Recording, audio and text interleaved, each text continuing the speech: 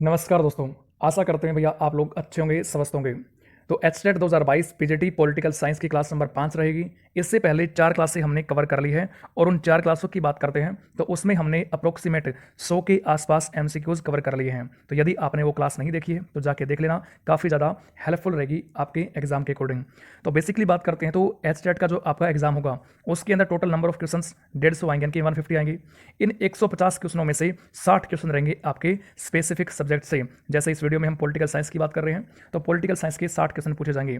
ये जो lecture number 5 है इसके अंदर मैं बात करूंगा कि पॉलिटिकल साइंस का जो सिलेबस है उसकी यूनिट नंबर 7 जो कि रिलेटेड है किससे, संविधान से, कॉन्स्टिट्यूशन से। तो यहां से जो आपका क्वेश्चन बनते हैं तो 60 में से यूं मान के चलो कि 20 से लेकर 25 क्वेश्चन आपके अकेले संविधान वाले पोर्शन से पूछे जाते हैं, जिसके अंदर हम काफी ज्यादा टॉपिक्स कवर करते हैं। तो ये वीडियो बिल्कुल भी स्किप मत करना, काफ़ी इंपॉर्टेंट वीडियो होने वाली है। इस पूरे क्रैश कोर्स की बात करूं मैं तो अगेन आपको मैं बता दूं कि लगभग हम 60 से लेके 65 वीडियो हम इस क्रैश कोर्स के अंदर कवर करने वाले हैं। और नंबर ऑफ क्वेश्चंस की बात करते हैं तो अप्रोक्सीमेट आपके 2000 के आसपास क्वेश्चन कवर हो जाएंगे। तो चलिए स्टार्ट करते हैं, बढ़ते हैं सबसे पहले क्वेश्चन की तरफ। पहला क्वेश्चन आपसे क्या पूछा है आपको बताना है। फंडामेंटल राइट से संबंधित है। भारत में मौलिक अधिकारों की रक्षा का उत्तरदायित्व सौंपा गया है, किसे सौंपा गया है आपसे पूछा है। ऑप्शन ए उच्च न्यायालय, उच्चतम न्यायालय, जिला व सत्र न्यायालय, या फिर ऑप्शन नंबर डी ए और बी दोनों। तो बेसिकली बात की जाए तो इसमें आपसे फंडामेंटल राइट मौलिक अधिकारों की बात कर रखी है। मौलिक अधिकार सर हम कहाँ पढ़ते हैं? सर हम संविधान का भाग नंबर 3 में पढ़ते हैं मौलिक अधिकार। मौलिक अधिकार का कंसेप्ट की बात की जाए कि कहाँ से हमने अपनाया है इसको तो यूएसए हो जाएगा। दुनिया में वो पहला देश यूएसए है जिसने अपने संविधान के अंदर मौलिक अधिकारों को शामिल किया था।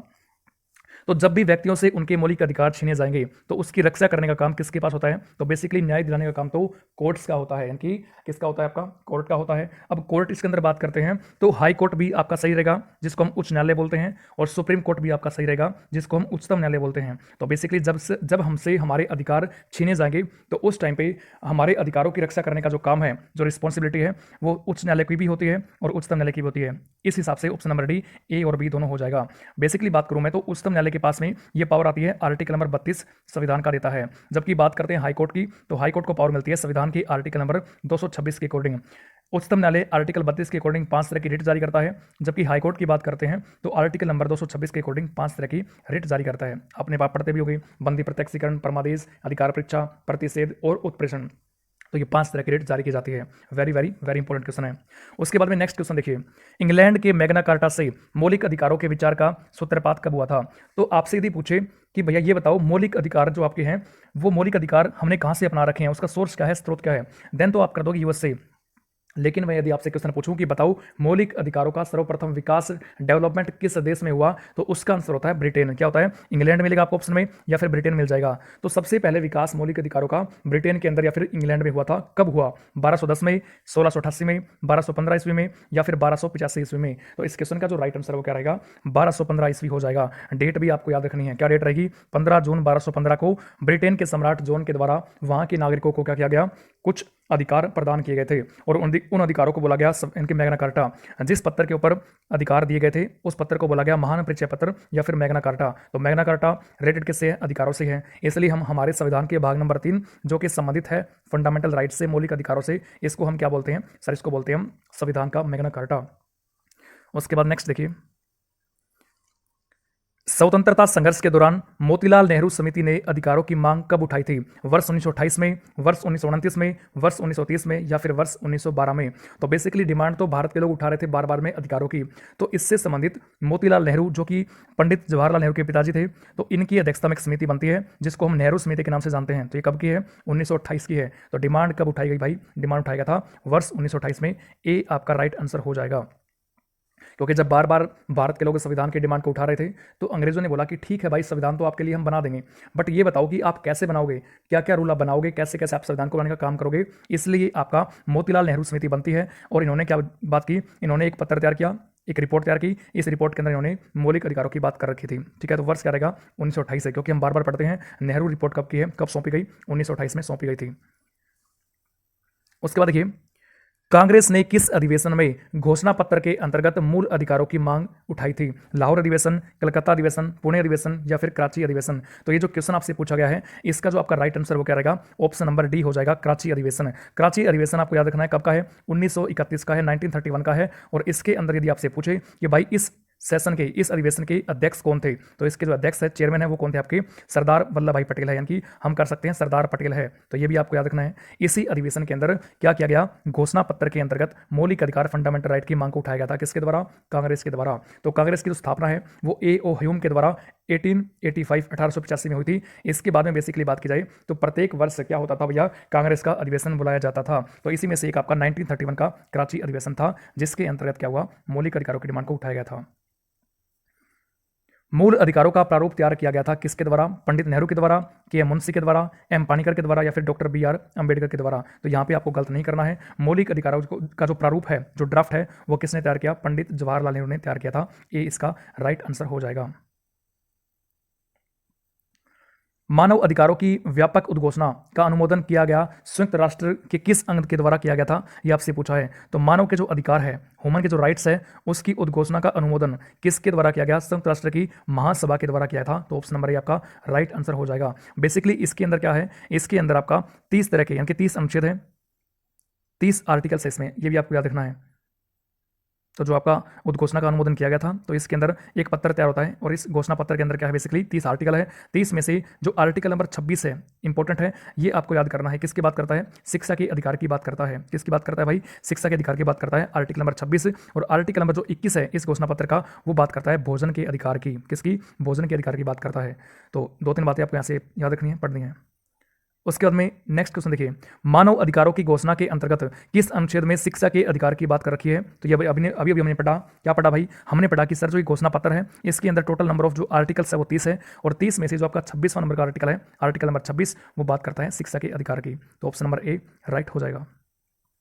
उसके बाद देखिए, संपत्ति का अधिकार किस संविधान संशोधन के द्वारा हटा दिया गया? ये आपसे पूछा है। ए 44वां संशोधन 1978 के द्वारा, 42वां संशोधन 1976 के द्वारा, 36वें संशोधन के द्वारा, या फिर 36वां संशोधन अधिनियम के द्वारा। तो इस क्वेश्चन का जो राइट आंसर वो क्या रहेगा? ऑप्शन नंबर ए हो जाएगा, 44वां संशोधन 1978। क्योंकि जब हम संविधान का भाग नंबर 3 पढ़ते हैं, जो कि रिलेटेड है किससे? फंडामेंटल राइट से है, और इसके अंतर्गत हम आर्टिकल नंबर 12 से लेकर 36 तक पढ़ते हैं। इन आर्टिकल नंबर 12 से 36 के बीच में जब संविधान लागू हुआ 26/1/1950 को, तब 7 तरह के अधिकार थे, 7 तरह के फंडामेंटल राइट थे। लेकिन वर्तमान में कितने हैं सर? वर्तमान में तो 6 तरह के फंडामेंटल राइट हमें देखने को मिलते हैं। इसका मतलब क्या हुआ सर? इसका मतलब ये हुआ कि एक फंडामेंटल राइट कम हो चुका है, एक मौलिक अधिकार कम हो चुका है। कौन सा हुआ? संपत्ति का अधिकार हुआ, राइट टू प्रॉपर्टी हुआ। ये कब हटाया गया? तो 1978 में जब 44वां संशोधन हुआ। 44वां संशोधन 1978 के द्वारा संपत्ति के अधिकार को मौलिक अधिकार की श्रेणी से निकाल दिया गया, और क्या बना दिया गया? तो वर्तमान में जो संपत्ति का अधिकार है वो एक संवैधानिक अधिकार के साथ साथ में, क्वेश्चन आपसे पूछता है, संवैधानिक अधिकार के साथ साथ में कानूनी अधिकार इसको बना दिया गया है। क्या बन गया भैया? कानूनी अधिकार भी ये बन चुका है। तो ये भी आपको यहाँ से याद कर लेना है। अच्छा, वर्तमान में संपत्ति का अधिकार हमें कहाँ देखने को मिलता है? आपसे पूछे तो बता दियो कि संविधान का सर भाग नंबर 12, जिसके अंतर्गत आर्टिकल नंबर 300A, और संविधान का जो भाग नंबर 12 है उसका चैप्टर नंबर 4 के अंदर हमें संपत्ति का अधिकार देखने को मिलता है, जो कि वर्तमान में क्या है? कानूनी प्लस में संवैधानिक अधिकार है। संविधान के किस अनुच्छेद के अंतर्गत समानता का अधिकार प्रदान किया गया है? आर्टिकल 14 से 18, 19 से 22, 23 और 24, 25 से 28। अगेन वेरी इंपॉर्टेंट क्वेश्चन है, सभी एग्जाम्स के लिए इंपॉर्टेंट है। समानता के अधिकार की बात करते हैं तो संविधान के भाग नंबर 3 में 6 तरह के हमें फंडामेंटल राइट देखने को मिलते हैं, जिसमें सबसे पहला अधिकार कौन सा है? समता या फिर समानता का अधिकार है। तो बेसिकली ये हमें देखने को मिलता है आर्टिकल नंबर 14 to 18। तो ए इस क्वेश्चन का राइट आंसर हो जाएगा। आर्टिकल 19 से 22 की बात करते हैं तो इसमें स्वतंत्रता के अधिकार की बात है। किसकी? स्वतंत्रता के अधिकार की बात है। आर्टिकल 23 और 24 की बात करते हैं तो इसमें शोषण के विरुद्ध अधिकार है, शोषण के विरुद्ध अधिकार, राइट अगेंस्ट एक्सप्लॉयटेशन है। आर्टिकल नंबर 25 से 28 की बात करते हैं तो इसमें धार्मिक स्वतंत्रता की बात की जाती है। तो आपको चारों पॉइंट यहां से याद रखने हैं।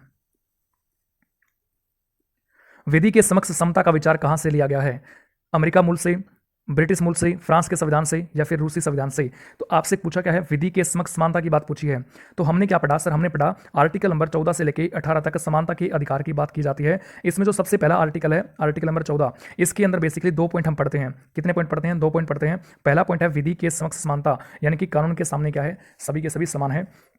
तो आपसे पूछा है कि ये जो कंसेप्ट है, ये जो विचार है, हमने किस देश के संविधान से अपना रखा है? तो इस क्वेश्चन का राइट आंसर क्या रहेगा? ब्रिटिश मूल हो जाएगा। ब्रिटेन से हमने ये कंसेप्ट को अपना रखा है। अच्छा सर, आपने बताया कि विधि के समक्ष समानता, ये तो खाली एक पॉइंट हुआ, तो दूसरा पॉइंट कौन सा है? भाई दूसरा पॉइंट है विधियों का समान संरक्षण। ये विचार हमने कहाँ से लिया है?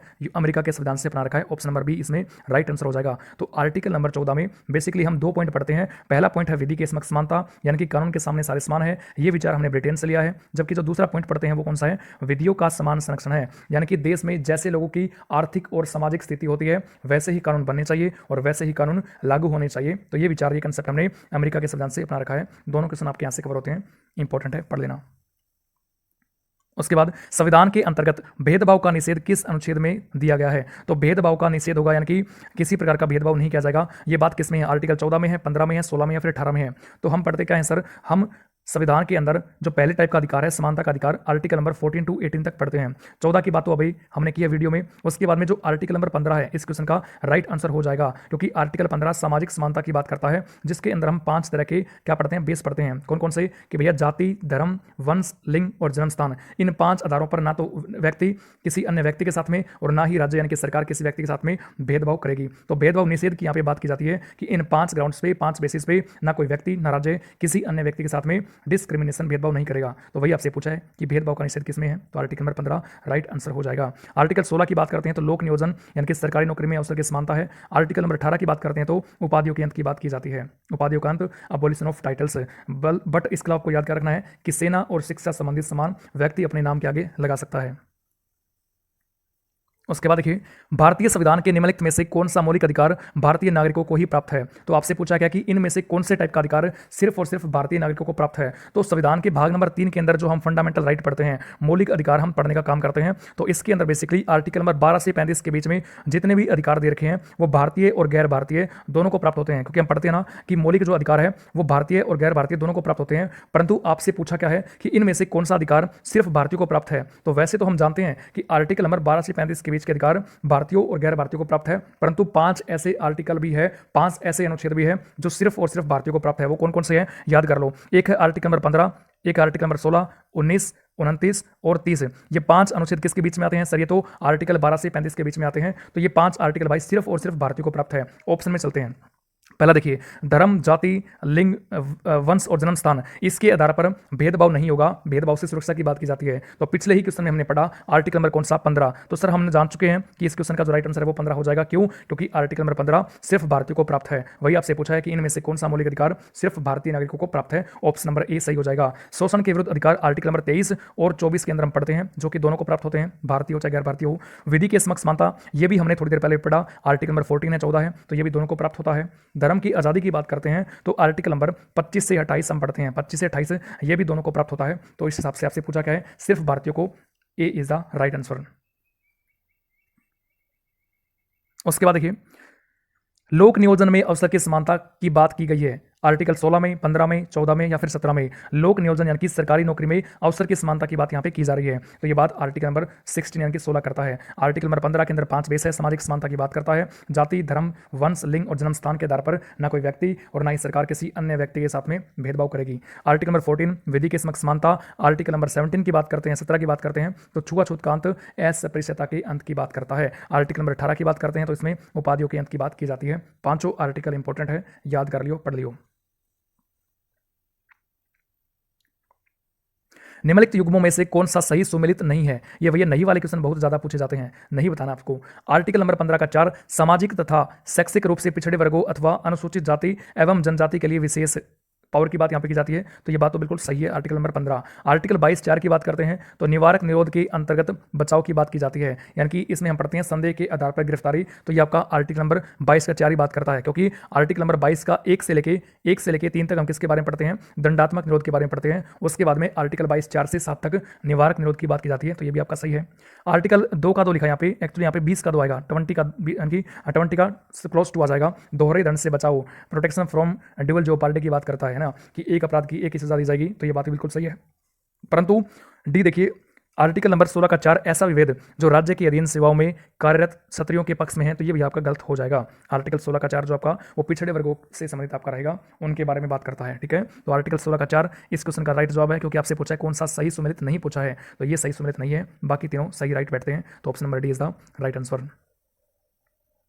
उसके बाद देखिए, अस्पृश्यता या फिर छुआछूत का अंत संविधान के आर्टिकल 17 में वर्णित है। बिल्कुल सही बात है। इससे संबंधित प्रथम बार अधिनियम कब पारित हुआ था? 1950 में, 55 में, 76 में या फिर 1980 में? तो इस क्वेश्चन का जो राइट आंसर है वो क्या हो जाएगा? 1955 इस क्वेश्चन का राइट आंसर हो जाएगा। Option number B is the right answer, 55। अस्पृश्यता अधिनियम था 1955 का। इसके बाद में इसी को संशोधित करके कौन सा एक्ट आया? 1989 में SC ST एक्ट। कब का? 1989 का एक्ट आया था आर्टिकल नंबर 17 को इफेक्टिव बनाने के लिए। तो ये भी आपको याद रखना है। लेकिन सबसे पहला अधिनियम पूछे तो 1955 का है। राज्य सेना या विद्या संबंधित सम्मान के अतिरिक्त और कोई उपाधि प्रदान नहीं करेगा, यह बात किस अनुच्छेद में वर्णित है? अनुच्छेद 18, 21, 16 या फिर 15? तो हमने क्या बात की कि सर उपाधियों के अंत के बाद आर्टिकल नंबर 18 करता है, लेकिन जो राज्य है वो सेना और शिक्षा संबंधी जो सम्मान है ये व्यक्ति अपने नाम के आगे लगा सकता है। तो ये बात आर्टिकल नंबर 18 के अंदर की जाती है। ए इज द राइट आंसर। लेकिन इसमें पूछा क्या है? इसमें बोला कि राज्य जो रहेगा आपका, यानी कि सरकार की बात यहाँ पे की जा रही है कि सरकार सेना और विद्या संबंधित सम्मान के अलावा और कोई उपाधि प्रदान नहीं करेगा। तो ये बात आर्टिकल नंबर 18 करता है, क्योंकि व्यक्ति अपने नाम के आगे लगाते हैं। कोई डॉक्टर लगाता है, कोई इंजीनियर लगाता है, तो ये आपका लगा सकता है। कोई कर्नल लगाएगा, कोई ब्रिगेडियर लगाएगा, कोई जनरल लगाएगा, कैप्टन लगाएगा। तो सेना और विद्या संबंधी जो सम्मान है व्यक्ति नाम के आगे लगा सकता है। ये छूट राज्य देता है और कोई उपाधि प्रदान नहीं करेगा राष्ट्रपति की मर्जी के अलावा। आर्टिकल 16 लोक नियोजन सरकारी नौकरी में अवसर की समानता है। 15 5 तरह के बेस पे भेदभाव निषेध की बात करता है। आर्टिकल 21 प्राण और दैविक स्वतंत्रता यानी कि जीने के अधिकार की बात करता है। आर्टिकल नंबर 21 सभी को जीने का अधिकार है, विधि के प्राधिकार के बिना किसी व्यक्ति से उसके जीने का अधिकार नहीं छीना जाएगा। तो ये भी आपको पढ़ना है। इसी के अंतर्गत हम निजता का अधिकार, भोजन का अधिकार, स्वच्छ जल का अधिकार, निःशुल्क चिकित्सा का अधिकार, आश्रय का अधिकार, ये तमाम तरह के अधिकार पढ़ते हैं। उसके बाद देखिए, राज्य के अधीन लाभ का पद धारण करने वाला कोई व्यक्ति किसी विदेशी राज्य से कोई भेंट, उपलब्धि या फिर पद राष्ट्रपति की सहमति के बिना स्वीकार नहीं करेगा। यह बात कहाँ लिखी है? तो आर्टिकल नंबर जो आपका 18 है इसके अंदर तो है, लेकिन 18 का जो क्लोज नंबर 4 है इसके अंदर ये बात लिखी है। ये भी आपको याद करना है। आज का लास्ट क्वेश्चन है, मंडल आयोग का गठन 1979 में किया गया। उस टाइम पे देश के प्रधानमंत्री कौन थे? तो देखो 1977 में, 1977 में जब जनरल इलेक्शन होते हैं लोकसभा के, तो उस टाइम पहली बार, प्रथम बार भारत में गैर कांग्रेसी सरकार बनती है। इससे पहले कांग्रेस पार्टी की सरकार थी, लेकिन पहली बार गैर कांग्रेसी सरकार बनती है। और पार्टी कौन सी? जनता पार्टी। जनता पार्टी की सरकार बनती है, जिसमें पीएम कौन बनते हैं भाई? पीएम बनते हैं आपके मोरारजी देसाई 1977 में। हालांकि 2 साल इनका कार्यकाल रहा, उसके बाद में 1979 में अपना इस्तीफा दे देते हैं। लेकिन जिस टाइम पे मंडल आयोग का गठन हुआ 1979 में, उस टाइम पे देश के प्रधानमंत्री कौन थे? मोरारजी देसाई थे। इस मंडल आयोग की सिफारिशों के आधार पर ही जो ओबीसी वर्ग है, अदर बैकवर्ड क्लासेस वर्ग है, इसको 27% का आरक्षण दिया गया था। 27% का आरक्षण, ये भी अगेन इंपॉर्टेंट है, आपको यहाँ से याद रखना है। तो आज की क्लास में लगभग अप्रोक्सीमेटली हमने 20 के आसपास क्वेश्चन कवर किए। ये क्वेश्चन आपको सारे के सारे पढ़ने हैं, दिमाग के अंदर सेट करने हैं। इसके अलावा जो साथ में मैंने आपको एक्स्ट्रा फैक्ट बताए हैं, एक्स्ट्रा बातें बताई है, वो भी आपको साथ में पढ़नी है। क्वेश्चन आपका कैसे आएगा? इन्हीं में से आपका 2-4 क्वेश्चन को कंबाइन किया जाएगा और एक सिंगल क्वेश्चन बन जाएगा। ऐसे क्वेश्चन एग्जाम के अंदर पूछे जाएंगे। तो आपको कोई भी चीज़, कोई भी पॉइंट मिस नहीं करना है, सारी चीज़ पढ़नी है। शिद्दत से, लगन से मेरे साथ में जो मैं आपको सीरीज करवा रहा हूँ इसको कंप्लीट कर लो। आपको पीजीटी पॉलिटिकल साइंस में कोई भी दिक्कत नहीं आएगी। आपके 60 में से यूँ मान के चलिए कि लगभग 45 से लेकर 50 नंबर आपके कहीं नहीं जाएंगे। इतने क्वेश्चन आपके कवर हो जाएंगे यदि आप मेरे साथ रह के कंटिन्यूसली ये 60 से जो 65 वीडियो हमारी आएगी, 2000 जो हम सीक्यू प्रैक्टिस करेंगे, यदि आप मेरे साथ में कर लेते हो तो ठीक है।